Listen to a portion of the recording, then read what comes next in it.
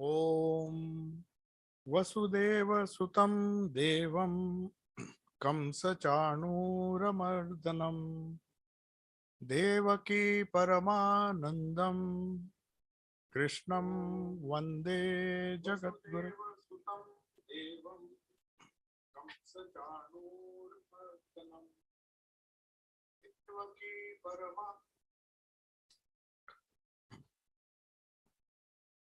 So we were discussing the 11th chapter, Vishwarupa Darshana Yoga. We'll just try to recapitulate what we discussed last time. I think you are able to see the verses here with the meaning.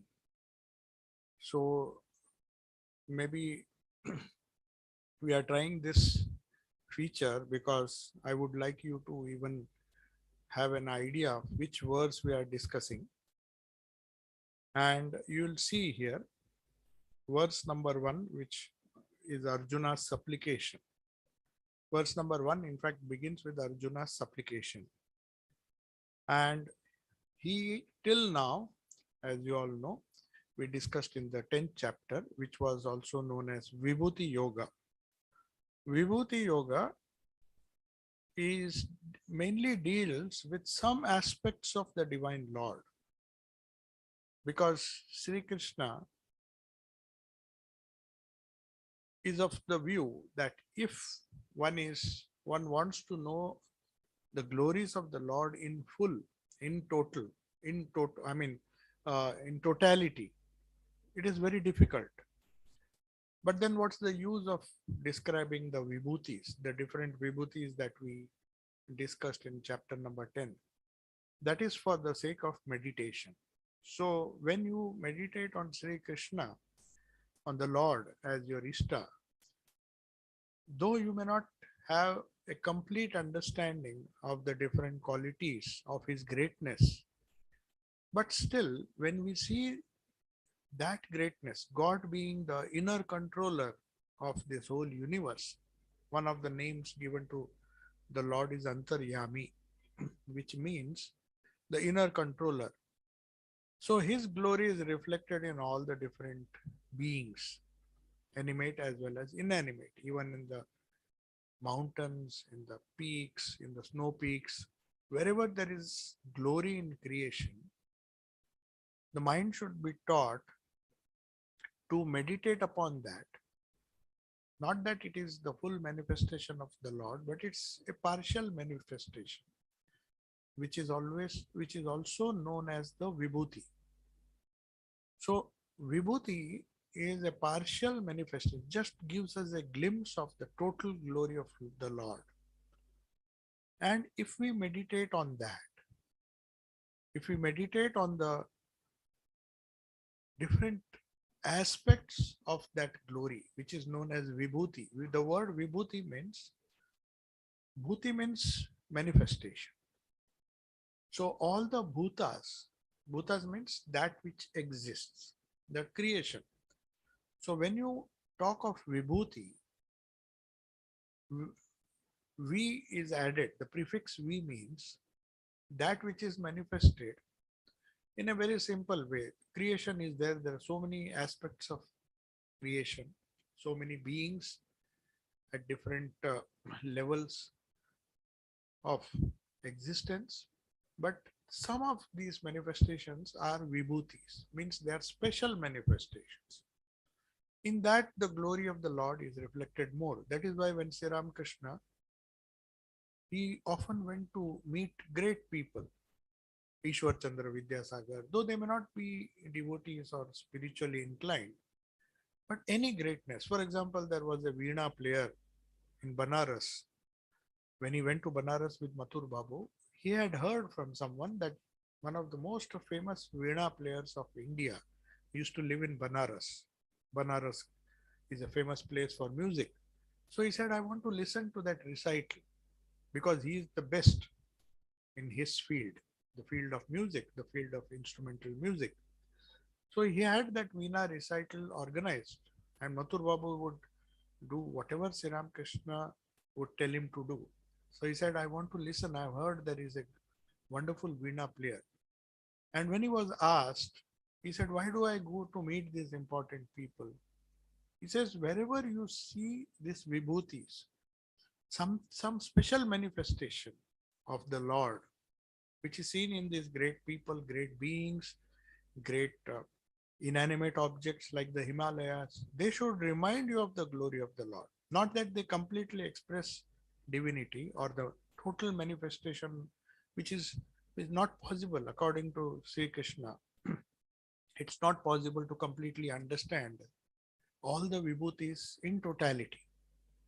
So, what is the next best thing that we can do? We take up certain things, manifestations, which are known as vibhutis of the Lord, and meditate on them. And through that meditation, you reach or you try to understand the real glory of the Lord. That was the subject matter of the 10th chapter, which was known as Vibhuti Yoga. Now, after having explained everything, all the different vibhutis, among animals, I am the lion, because lion is supposed to be the king of all animals. Among the mountains, I am the Himalayas. They are one of the biggest mountains that exist, the tallest mountains. So among trees, I'm Ashwatha tree, which is supposed to be a perennial tree. It doesn't die so easily. So there are different aspects of nature, of creation, of the plant kingdom, the animal kingdom, and also inanimate objects, which Sri Krishna has singled out. And the purpose is that Arjuna, if he meditates on these glorious things whenever he sees our glorious people, the rishis, among all the men, he says different, among the rishis, there is somebody. So, the idea being in the Vibhuti Yoga, the whole chapter is a yoga because people who get easily inspired by these glorious beings, human beings, animals, they want to see greatness everywhere. It's a natural trend. Every human being wants to excel in whatever field he is working or in whatever stage of life he is in. So, Sri Krishna's idea is that if Arjuna meditates on these vibhutis, then he can hope to intuitively understand the real greatness of the Lord at some stage of his sadhana. He has to begin with this greatness which he sees outside. So Sri Ramakrishna demonstrated that by meeting famous people, famous pandits, famous scholars. Ishwar Chandra Vidyasagar was a great scholar. So naturally, he went to meet him. He went to meet other pandits as well. And he was asked the reason why he did that. And he took a lot of pains. He was like a child. He said, I want to listen to the Veena recital of a particular pandit because he heard that he was a great Veena player. The idea being was that he always wanted to see greatness wherever it wherever it existed, either in human beings or even the animals. He went to the zoo, and when he saw the lion, which is supposed to be the king of all animals, he just went into samadhi because that greatness reminded him of the greatness of the Lord.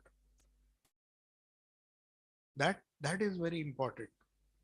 So when you see the Himalayas, so it's a type of sadhana for us. So Sri Krishna is telling the same thing.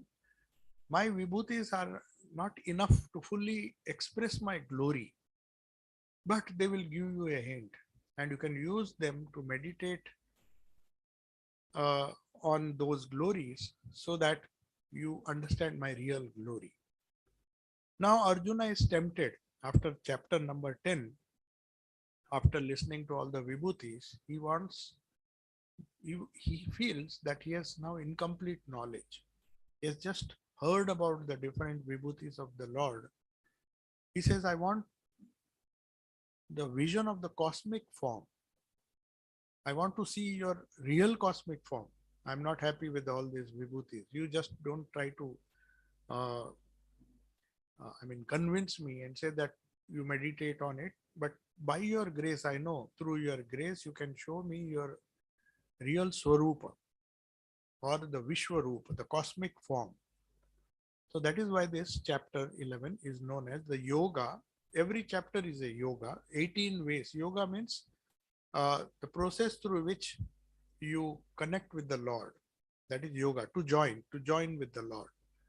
So since human beings use different faculties, the different chapters of the Gita are so many ways to connect with the Lord.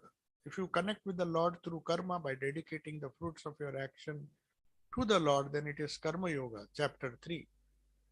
If you want to connect to the Lord through the path of knowledge, then you have the Sankhya Yoga, the second chapter. So also, broadly speaking, there are 4 yogas, but here all the 18 chapters are known as different yogas. So this is the yoga of the vision of the cosmic form. That means Vishwarupa Darshana Yoga. That is the chapter heading. Now let us see what are the contents of this. The first 4 verses, you will see, they are Arjuna's supplication. He is requesting, he is now inspired by all the description of the 10th chapter which Krishna gave him. So he wanted to know more about the greatness of Sri Krishna, the real cosmic form of the Lord. He said, if the vibhutis are so glorious, then I want to see your Vishwarupa, that is the cosmic form, which is far, far greater than what you told me just now. So the first 4 verses is just Arjuna's supplication. He explains his reasons why he wants to see the cosmic form, because it's not so easy. Up to Vibhuti Yoga, it is fine. Vibhuti Yoga, you meditate on the manifestations of the greatness, the great objects, great people, great human beings, great animals, whatever you see in nature around you, you manifest, you is manifested. It's a manifestation of the Creator. And after meditating, you reach a stage where you want to know the actual glory in totality of the Lord, which he feels, if by Sri Krishna's grace, if he is able to see the cosmic form of the Lord, then that will be the culmination. Though that is not the culmination, Vishwarup Darshan is just a step in understanding the total glory. It's very difficult to conceive of the glory of the Lord. But anyway, that Vishwarup Darshana was what he sought, what he seeks. So first 4 verses we will discuss they are just Arjuna's supplication, or he's trying to request Krishna to bestow upon him the vision of the cosmic form, the Vishwarupa.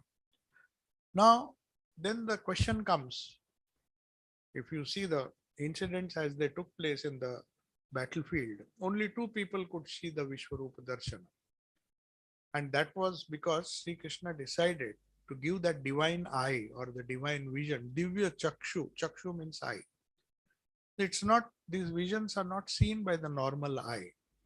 It's not some sensory phenomena that you can see with your eyes or hear with your ears. Senses are not enough. You have to be, these are suprasensuous visions or supersensuous visions. And it requires a divine eye. Divine eye means it's a subtle vision, a subtle, you may say, the subtle aspect of the senses. The gross senses are gross. The eye, the ear, and all the 5 senses of knowledge, they are all very gross, and they can see only gross things. But the subtle aspects, counterparts of these senses, enable you to see those visions with the divine eye. That's why it is known as Divya Chakshu. So he says, Arjuna will, after the 4 verses, Sri Krishna agrees agrees to show him the vision, but he says you can't see it with the normal eyes. I'll give you the divine vision or the divine Divya Chakshu, and with the help of which you can see that. But he's giving a warning because he knows it's not so easy to see the cosmic form, which is not just pleasant, because in creation we have two aspects: the constructive aspect and the destructive aspect of creation. That which is created has to be destroyed. So creation, sustenance, and destruction forms the triad in Hindu philosophy. You can't just say God is just a creator, because the whole creation moves in cycles. You are born, you grow up, you sustain your body, and one day the body falls off and you take up another body. So everything, as Swami Vivekananda very clearly explained in his famous talk on Hinduism, the Chicago Parliament of Religions, he says Hindus do not believe in, they believe in the cyclical evolution. The evolution presupposes some kind of involution. So what is born has to die, and again it is born. So things, everything moves in cycles. So also the planets, the solar system, the stars, the whole cosmos, in fact, moves in cycles. So whatever is created will expand and is sustained for some time, but after some time it has to be destroyed. So also the whole creation, the Lord himself is expressed through his creation, Prakriti, as the benevolent aspect, the creative aspect, which everybody likes. Everybody likes the creative aspect of the Lord. So also they like the sustaining aspect. So there are three aspects to this gross universe. Brahma, they say, is one of the triads. God is always supposed to be constituted in these three roles, basic roles. One is the creator, that is Brahma, one who sustains, Vishnu, and Mahesh or Shiva, who destroys. So this creation, if you accept the creation, you have to accept the destructive aspect of the Lord as well. And Sri Krishna is sure that Arjuna perhaps would find the destructive aspect when he sees reality. You can't just say, I want to see the pleasant side of the Lord. You have to see him in totality. And the same thing is with our life. Everybody wants to be happy and full of joy. Nobody seeks sorrow. But it comes. That is why in Hindu mythology, you'll find the destructive aspects of the deity, Kali, or you can say there are different aspects of that same reality, which shows that destruction is inevitable if there is creation. Maybe there is a period in between where where things are sustained for some time, but beyond a certain period, the cycle has to go down. What goes up has to come down. So Ishvara's cosmic form and the cosmic vision is first defined. Before showing him the real vision, Sri Krishna prepares Arjuna, because he knows it's not so easy to see this cosmic form. First of all, you cannot see with your naked eyes. You have to have a divya chakshu, a divine vision. And then without defining, if he just shows the vision, he'll not be able to understand what kind of chaos is going on. In fact, if you see the description, it's total chaos. If he sees the beautiful aspect, then suddenly he sees people being crushed to death, lot of killings going on, destruction, and then he is confused. And then he requests him, please withdraw this vision. I'm not ready for this, because truth is so hard. That's why we were discussing in the Sunday class. And in fact, there's a wonderful YouTube video, recent, an American psychologist. He said how children are becoming fragile in the present generation. After 85, he says, after the internet revolution and maybe the new system of education, where conflicts, children are not exposed to conflicts. They feel that if there are conflicts, their studies, their academic studies, everything will be affected. So what to do? Just protect them. And that kind of pampering or overprotection makes them unfit to face conflicts in life when they grow up.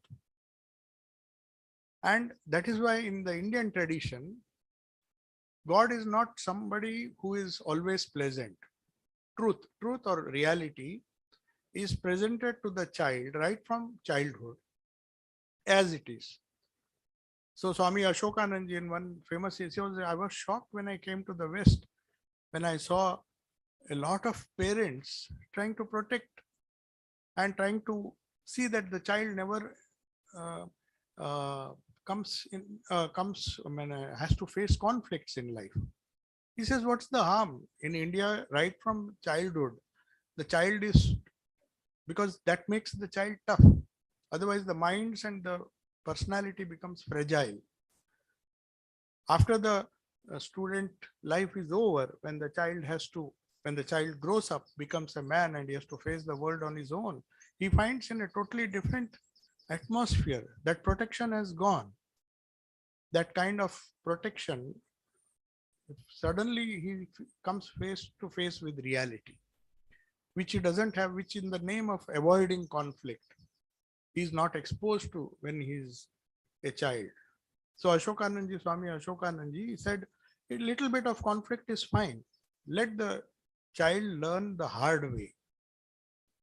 That is how he develops. And that's why he trains himself and makes himself strong to face the reality of life at some stage or the other. So similarly here, Arjuna first is made ready because he wants to see, he doesn't know what is in store for him. He thinks the cosmic vision would be wonderful and but when he sees the terrible aspect of the Lord or the Creator, who as the destroyer, Creator becomes the destroyer. He sees all the aspects, how things are born, Kala. He says, I am Kala, I am time. Time devours everything. Even if we want to live forever, we can't live, at least in this physical body. So before one becomes free or becomes immortal, he has to undergo this cycle of life and death. So that is what he says, the Lord is embodied as time, because time is something which cannot be stopped. If a person who is born will grow up and one day he will die, then Lord as embodied as time, that concept he makes it very clear that it's just a matter of time. Today you are here.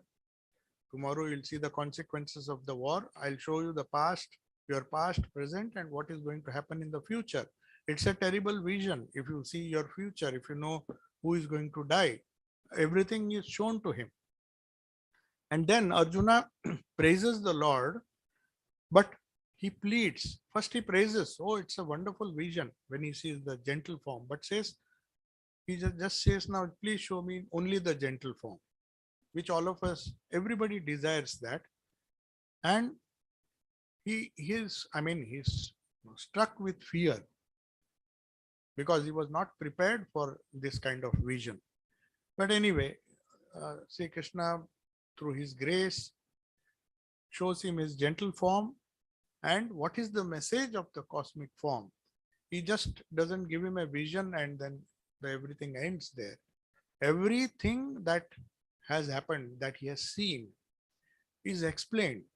That makes this book so wonderful. Especially the Vishwarupa Darshana Yoga. Normally we just read it, we just uh, inspired by the glorious vision that Arjuna had. But then the last few verses, so many verses, Sri Krishna tries to explain the philosophy, the harsh realities of life. So now we begin with the supplication. The first verse. It's there, na?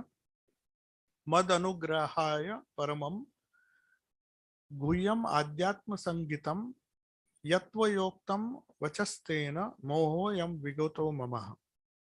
So he says, out of compassion towards me, paramam, the highest, that is mad anugrahaya, means out of compassion towards me, the highest secret, adhyatma sangnitam, that is that which is known as spirituality or adhyatma. Adhyatma means adhi atma, that which takes you towards your real self or the pure consciousness, that is known as Adhyatma. So spirituality means trying to understand your own self, the real self, not the apparent self that we see around us. So by your grace, you have told me the secrets. He's calling it a secret because everybody does not feel inclined to follow the path of spirituality. That is why it was always known as a secret.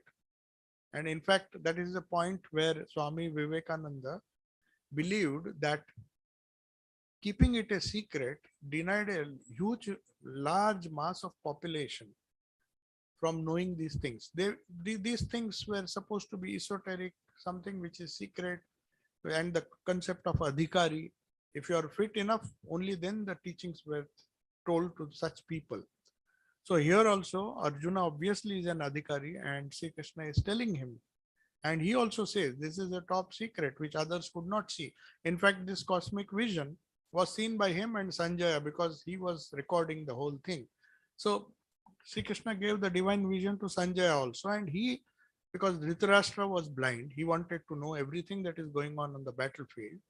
So naturally, Sanjaya also had the luck, or you can say the fortune of having a vision which Arjuna had, because he was explaining the whole, in fact, all the whole Bhagavad Gita is recited. I mean, Sanjaya now and then explains all these things. What did Sri Krishna say? What did Arjuna ask? And then finally, what happens in the battle, who is dying, and everything, it continues. Sanjaya is like he had that divine power where he could have a similar vision as Arjuna had. So here now Arjuna is very grateful. He says this highest secret, but Swami Vivekananda did not, he slightly differed. He said, why should these great teachings be the privilege of only adhikaris? Why should it be kept a secret? So he said, like Ramanuja who did. In fact, Ramanuja was told not to chant his mantra, and his guru told him this mantra has to be kept secret. Then he asked, what will happen if I disclose this mantra? He said, definitely, will the people be benefited? Then he said, yes, but you will go to hell. Then it seems Ramanuja said that I don't mind if I go to hell, but at least then he went on the rooftop of that famous temple in Srirangapatna, and then he chanted loudly. Now that mantra is very common in the Vaishnavas, the Ramanujites. They just chant it openly, loudly. So he didn't mind going to hell if it can send so many other people, thousands and millions of people. That was the broadness of heart. So also Swami Vivekananda felt that no doubt in the Bible also Jesus says, don't throw the pearls before the swine because they don't understand its value. That's the idea behind all traditional teachings. Somehow they manage to keep it a secret. They wish, the founders of different religion, the prophets, they say that these things are not trivial. They are meant for a select few. No doubt it is true. Swamiji says it is absolutely true that you need to be an adhikari to understand what spirituality is. But at the same time, if these ideas are broadcast, many people may not understand. That was Swamiji's argument. He said, you let them just hear. Maybe not in this life, but some other life, they'll be inspired to take it up seriously. That's another view. No adhikari business. No qualified. I mean, are you qualified to receive these teachings or are you not? That question is. But here he says secret because that was the tradition that was followed in those days. So he feels that Krishna is specially gracious to me because I am his favorite disciple. And whatever he has told me is a secret which I should cherish in my heart. So he says, I am out of great compassion towards me. The highest secret, Adhyatma Sangitam, Yat, which by thee has been spoken. I mean, spoken till the 10th chapter. Now he's asking more questions. So by that, my delusion has gone. So he's very happy about what Sri Krishna has told him till now. He says, my delusion is gone. Whatever confusion was there, that has been cleared to a large extent. But then he says, my delusion has been dispelled. But the Lord has very clearly made it very clear to Arjuna that it is a small, in a very small fraction of his entire glory that is seen as the manifested universe. He has very clearly told him in the 10th chapter that this is a small fraction of my total glory. But his unmanifest his unmanifest reality behind this creation cannot be measured. What can be measured? What you see around us, the cosmos and all the greatness that you see around you can be measured.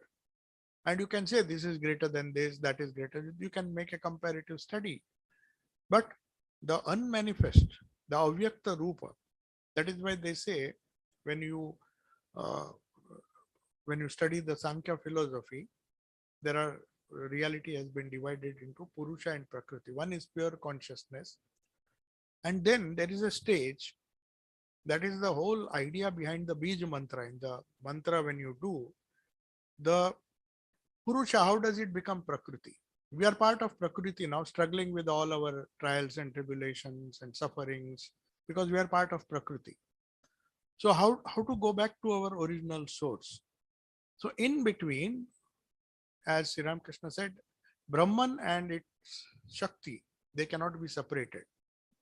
Because there is a stage where Brahman assumes the form of Shakti, but before it manifests itself, it is known as Avyakta Prakriti. So in Ramakrishna tradition, we call the Holy Mother, there is a beautiful verse composed by Swami Abhedananda, which says, Prakrutim Paramam. She is Prakriti, but she is Parama Prakriti.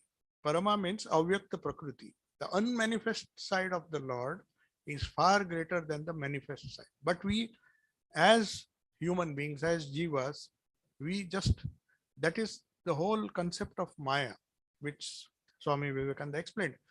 Because of Maya, this Prakriti becomes so interesting, enchanting, we run after it, thinking that it will always give us pleasure. But now and then Prakriti has the habit of giving you pain, which makes you run away from that Prakriti and seek that Avyakta Prakriti or the Purusha. That's the whole goal of spirituality. So Arjuna is clearly told that I am telling all these vibhutis to you, not to get entangled in this, but to seek if the manifestation of the Lord, if partial manifestation of the Lord is so great, then what about the unmanifest part? It is much greater. So I remember Swami Ramakrishna was one of the only disciples who started the Chennai Mutt. He never left Sri Ramakrishna and his puja. He was always worshipping him. And always, he refused to go on pilgrimage tours. So every monk, every brother, disciple of his, including Swami Vivekananda, went to different parts. They went to the Himalayas. Everybody has a fascination for Himalayas. And they are definitely, in the Vibhuti Yoga, we say, because when we see these Himalayas, we get a idea of the glory, but that is partial glory. And you see how spiritually inclined or how much spiritual depth Shashi Maharaj had. So many of his brother disciples and other devotees, they said, Maharaj, why don't you just take some leave and go and see the Himalayas? Every sadhu or most of the Indians, they at least wish that once in their lifetime they should see the glorious Himalayas, which has been extolled so much. Even Sri Krishna says, among all the mountains, I am Himalayas in the 10th chapter. So when Shashi Maharaj was told, why don't you go? He said, what is there? It's after all one stone placed upon another. There are rocks, that's all. And maybe a little ice on the top. I can see them here. I can see the rocks here. Are the rocks different? The same rock you will find there.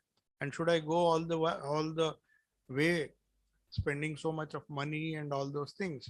Because the idea behind this simple statement of Shashi Maharaj was that I am interested in the Purusha, that is Ramakrishna. I don't want, I know the value of this Prakriti. Today it is there, tomorrow it is of a temporary nature. The creator is important, not the creation. That is one of the thing Arjuna is told very clearly. I am giving you all these things to because you have asked for it, but don't think this is the final word. The unmanifest reality, the Parama Prakriti or Purusha. Parama Prakriti. So the idea behind all the mantras is that from Om or from the creator, we have this creation and suffering comes when we get more and more entangled, and the spiritual path is to go back. Using the same mantra, you go back to the source from which you came.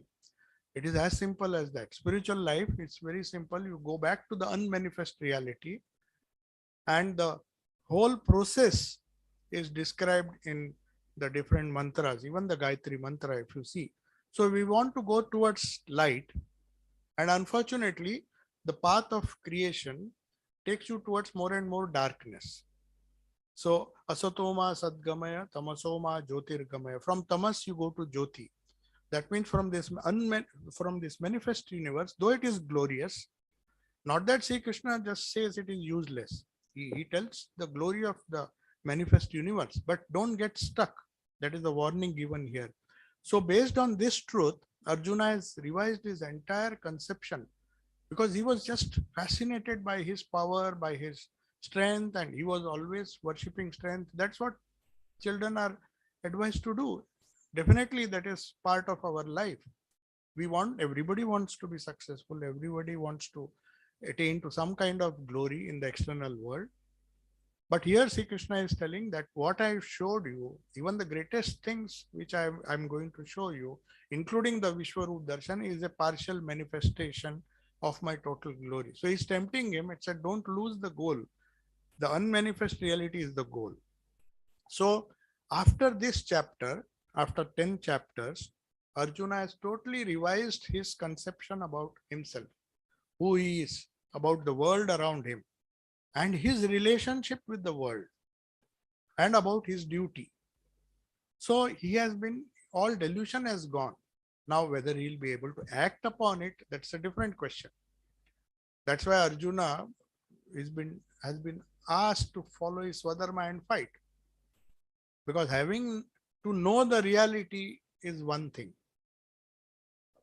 To know reality is very pleasant. Sitting, reading books, and intellectually understanding the concept of reality, which Krishna has done, is one thing. But to experience it is totally different. So he tells Arjuna, this is not for you. Now you fight. But gradually you will reach this state where you will be all the entanglement that you have with Prakriti will be removed, and you will see my unmanifest side. The unmanifest reality, which is immeasurable, which cannot be measured, which cannot be compared with anything else in this universe, that you will have to attain sooner or later. So that is why he says, my delusion has gone. But still, it is the next verse. That's true. Bhavapyayo hi bhutanam shrutau vistarasho maya tvatta kamalapatraksha mahatmyam api chavyayam cha avyayam. Bhavapyo, the origin and dissolution. That he has told, though he has not shown the Vishwarupa, how things are created and how the time will devour everything. He'll show the huge, if you see the description, it can be very horrible because he shows a huge mouth while all the creatures, the dark, they're all entering darkness and getting smashed and crushed and all those things as a result of the war. So all these things will be shown to him. So he says, the origin and dissolution of all the beings I have heard in great detail, but he has not seen. Now we will see. From the Kamalapatraksha means that is the name he is addressing Krishna with. That is, O lotus-eyed Krishna. Mahatmyam, greatness, api, also I have understood after my delusion has been removed that your greatness is inexhaustible. The reflection of greatness that I see in the world is nothing. Even that I know. So from you, O lotus-eyed Krishna, it has been heard by me in detail of the origin and dissolution of all the beings, created beings, or all the whole creation, animate as well as inanimate, and also of your inexhaustible. But that is does not exhaust your greatness. Even that idea is clear to me. So Arjuna now wants, he has understood that Ishvara is the, you may say, as I very often keep repeating this idea, at the gross, subtle, and the causal level, we have different names for the same reality. If at the gross level, the gross universe, the sum total of the gross universe, according to Vedanta, is known as Virat. The sum total of the minds of all the universal mind, it is known as Hiranyagarbha. So we are all our limited minds, however great these minds may be, are part of the universal cosmic mind, which is far greater than we can imagine. But at the causal level, which is known as, it's not Sukshma. Sthula and Sukshma are the gross and the subtle, but at the causal level, where we have no entry right now with our ordinary minds, we do not know the causality behind all the incidents in our life, how things happen, why one is born rich, why one is born poor, the past karma, what is going to happen in the future. Causality is known only to the Ishvara, because he is the sum total of our causal self. So all the causal selves, we may to some extent know something about our subtle uh, personality. We know our minds, we know many things about ourselves, our emotions, our likes, dislikes, everything we know because we can study our own mind. We can even know many things, many more things about our body. So Virat and Hiranyagarbha, which is the sum total of all the jivas at the gross and subtle level, can be known to some extent. But when it comes to Ishvara, that is why Sri Ramakrishna and all in Bengali, they say Ishwar Darshan. What do you mean by Ishwar Darshan or Ishwar Labh? To realize Ishvara is the goal, I mean, to understand the sum total of all the causal selves. If you, it's a bit difficult to understand. Ishvara, from there comes the whole source. Ishvara is the sum total of our causal self. Even at an individual level, we cannot know anything about our causal self because the storehouse of our karma is there. We do not know what's going to happen after a few minutes. So what is the cause and effect? That's why many people keep on complaining. I have not done not committed a single sin in this life. And there are people who are always doing evil deeds and they are just seem to be enjoying life. And I get pain all the time. That is because we don't understand the causal self. That is why they say pray to the Ishvara, because he is the source. He knows the universal mind, the universal causal body of the Lord gives us the cause and effect is known only to him. That is why he's telling Arjuna, I know my past, I know my present, I know my future. You don't know. That is the difference between Jiva and Ishvara. So Ishvara is not entangled.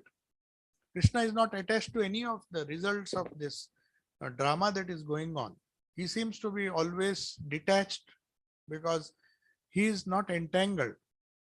The working of the universe, the whole design and process of Prakriti comes from him, from his unmanifest self.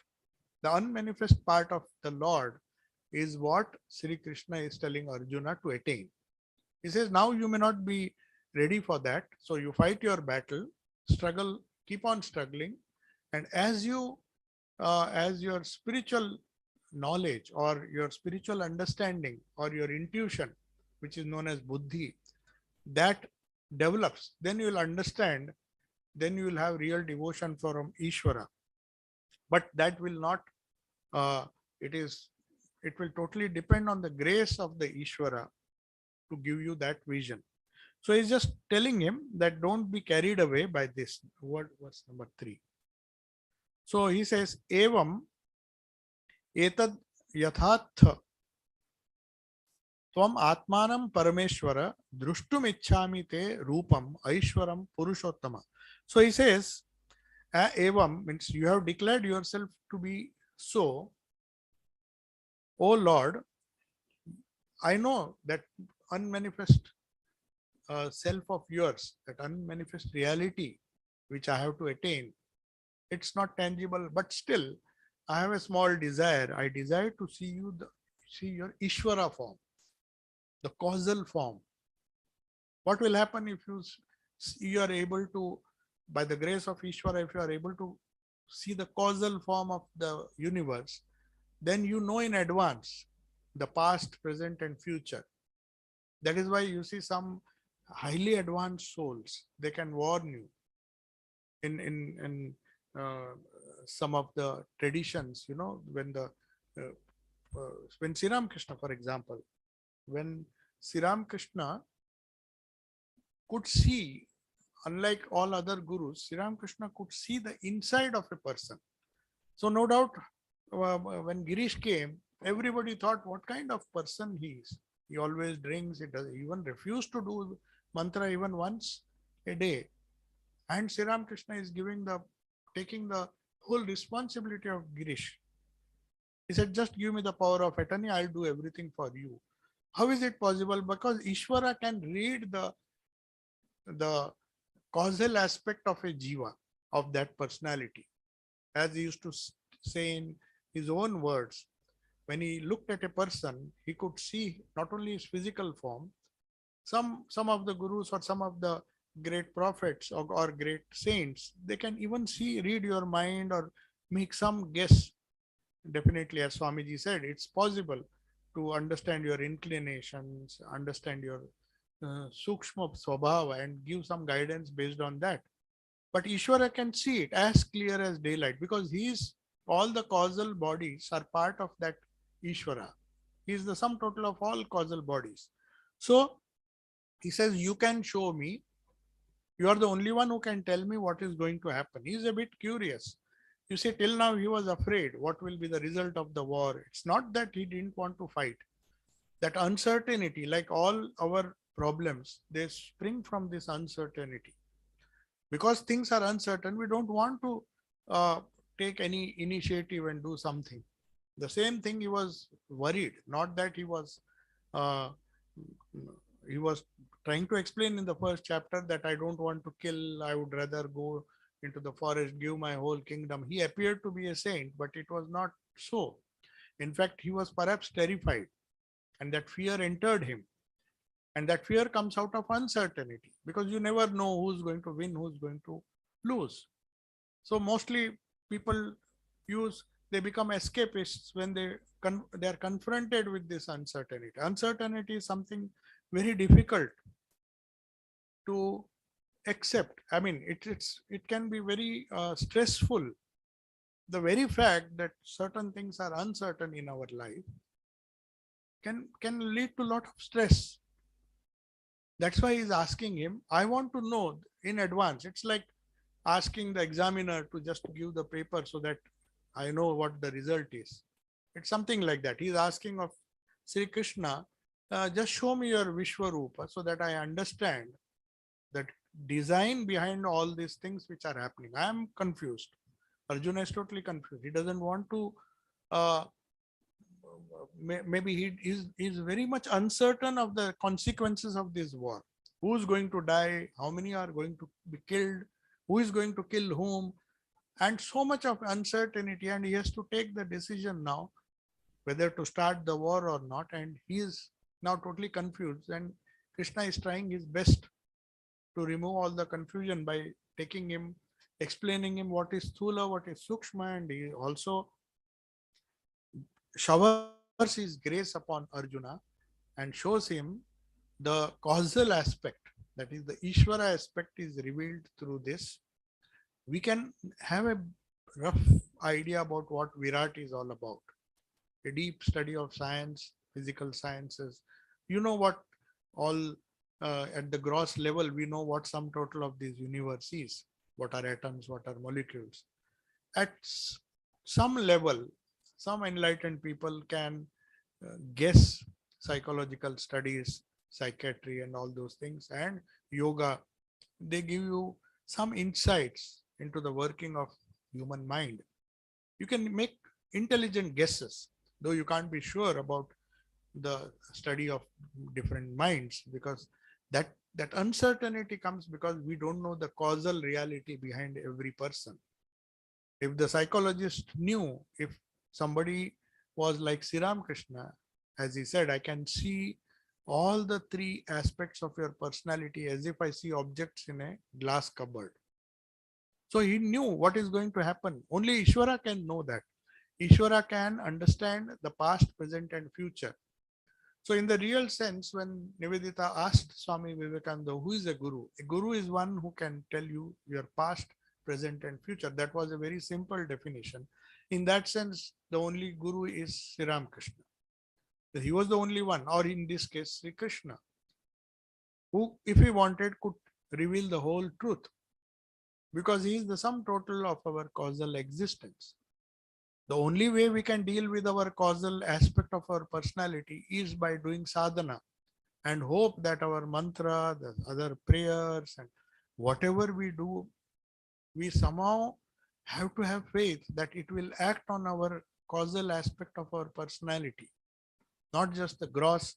It may not solve our gross problems. It may not solve our health issues. It may not even solve our mental issues. We can deal with it ourselves. But what it will definitely solve, as Holy Mother said, the causal aspect which only the Lord can interfere and solve. As Holy Mother said once, that if a sword wound is because of your karma, a sword wound is, you are supposed to uh, have a sword wound, you will escape with a pinprick. So at the causal level, only the sadhana or only the grace of the Lord in this case, he can allow you to face all these subtle problems which come from the causal level, because we have no way of understanding. We have absolutely no way. So he says, that is why in this, he says, as you have declared yourself, O Lord, so it is, O Lord Supreme, yet I desire to see you in your Ishvara form. You are definitely beyond that. We have to go one level beyond that. But at least I am happy with the Virat form. I understand the greatness that I see around me in the universe, and also I can understand your glory as manifest in the subtle universe, that is at the level of Hiranyagarbha, which is the sum total of the subtle aspects of our personality, of all the living beings, especially human beings. But now I want to see the Ishvara aspect. I want to just have a slight glimpse, if you can, through your grace. Show me the cause and effect behind all this thing which is happening around me. Not that it will solve the problem, because after he saw that, maybe he saw his own sons being killed.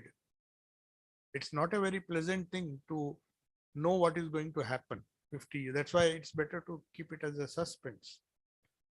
Because I knew of a person who somehow, it was there for a few months. He was a doctor, he was a MD, and he had a lot of interest in psychiatry, a lot of meditation, so many things he did. Suddenly, there was a phase in his life, and this is a real incident. He could just see what is going to happen to a particular person. And it was not a coincidence, but after two or three such incidents, he thought, oh my God, I am able to see in advance. Somehow he could see, mostly the revelation came to him in a dream, and he suddenly got up, and then he found the news was true, what he saw. And then that poor doctor lost his sleep, because he says, I was so afraid, because some of his near and dear ones Whatever he saw, it happened. So he came, he literally came, and he discussed with me. He said, Swamiji, this is very difficult for me now because I'm afraid to sleep, because if I see some bad dream, something to do with my own relatives, then because I know it's going to happen. It didn't last. Luckily, it didn't last for long. So it's not a very pleasant thing. Obviously, that's why Lord makes us forget. If He shows everything, if everything is like we are not on a stage where you know what is the end going to be. On a stage, it is fine. You know the hero is going to win, the villain is going to die, and all those things. In the film, it may be. But in real life, if somebody tells you the end of your story, then it will be very difficult, isn't it? So here he says, I know it is. Uh, he has not even realized what he's in, what is in store for him. So he says, but I still want to see your Ishvara form. So now, in, I'll just conclude now. So in the 10th chapter, we saw how the outstanding features, he tried to give him a gross idea of what the greatness or vibhuti of the Ishvara is. Till then it was fine, because it's very easy, or very easy to meditate on these themes. Say among Himalayas, among all the mountains, I am Himalayas. So whenever you think of something in Prakriti, think of the best specimen in that particular uh, creation of the Lord. So among trees, I am Ashwatha. Why Ashwatha? Because Ashwatha is a tree which never dies.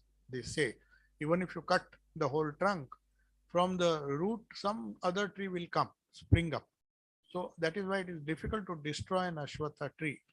So he says, among trees, I am Ashwatha, among animals, I am a lion, and so on and so forth. That was very easy for Arjuna, and outstanding features like knowledge, lordship, strength, heroism, brilliance, everybody understands. Even a non-spiritual person will understand. And if he's told, oh, you see this greatness? Okay, now this is a glory of the Lord. So that is the lower step at the gross level. But the latent glories, the latent uncertainties, which are there in the uh, in our psyche, not only in our psyche, but everybody around us. So that only Ishvara can tell you, and that is what he's asking Krishna for. So at gross and subtle level, I can manage. I've been trained to understand. I have got, my delusion has gone. I have understood more or less what I have to do. But when it comes to the subtle, oh Lord, I just can't. That uncertainty is too much for me. I can't. You just give me a glimpse. So he supplicates, he requests Krishna to show him that glory. And then he says, it's he just doesn't force him. He says, if you, the next verse, fourth verse, manyase yadi yat shakyam maya drushtum iti prabho yogeshwara tato metvam darshayatman manam avyayam. So he says, if you think, now he doesn't want to insist. Perhaps he has got a hint that this may be a very difficult thing for, not for the Lord, but for me to have this kind of vision. So he says, very cleverly is using his words, manyase yadi tat shakyam. If you think that it is possible for me to see this form, and obviously it doesn't add that, but obviously not get my mind deranged, because he is worried that can I really handle this vision. He is not very clear about what is in store for him, because till he sees the vision, till we see reality, till we come near, we don't have any idea of what reality can really be. So he says, if it is possible for me, see that I don't get destroyed in the process. He's entering into difficult waters here. He says, if Prabhu Yogeshwara, because you are the Lord of yogas. Yogeshwara means one who controls all the yoga that I do. All the different types of yoga that I do is controlled by you. So by your yogic power, you please show me. Darshaya, show Atmanam. the avyayam, the imperishable self you show. I mean, now, though he wants the Vishwarupa, he says, if you, O Lord, think it is possible for me to see it, then please do it, O Lord of Yoga. Try to show me your eternal self. He's not yet sure what the eternal self is. He says, you have shown me the gross greatness in the Prakriti. Maybe subtle also, I have an idea. But now show me your real greatness, the Ishvara Sarupa, where all my doubts, the past, present, and future, is revealed, and then finally my goal becomes very clear.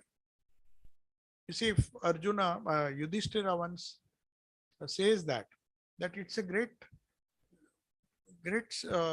surprise, or great, you may say, something is which cannot be explained, that why we, in spite of knowing about the cycle of life and death, we don't seem to worry about death.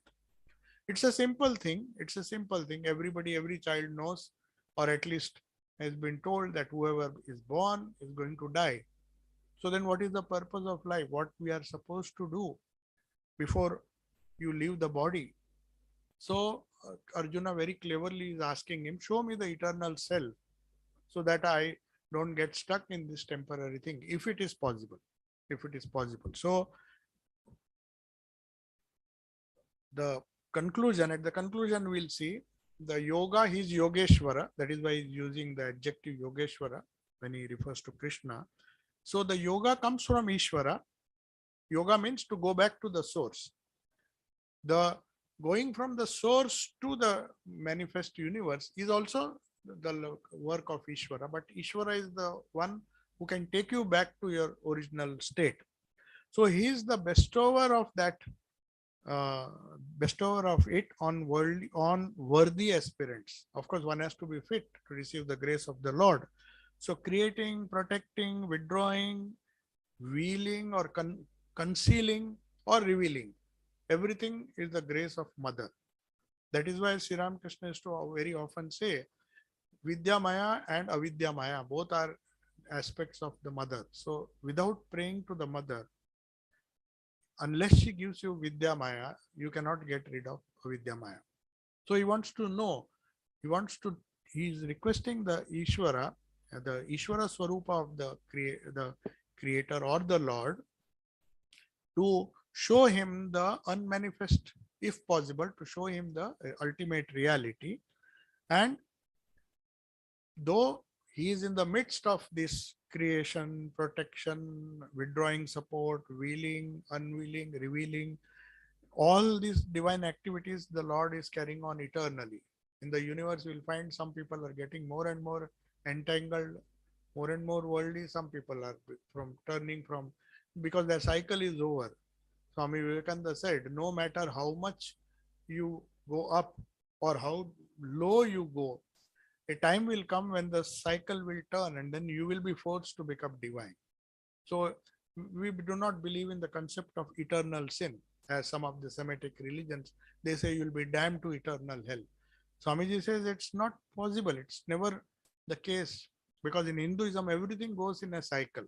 So he says the most evil man, someday or the other, he'll come to the bottom of the circle. In cyclical motion, when you come to the bottom, a stage comes after which you can't go further down. You have to go up.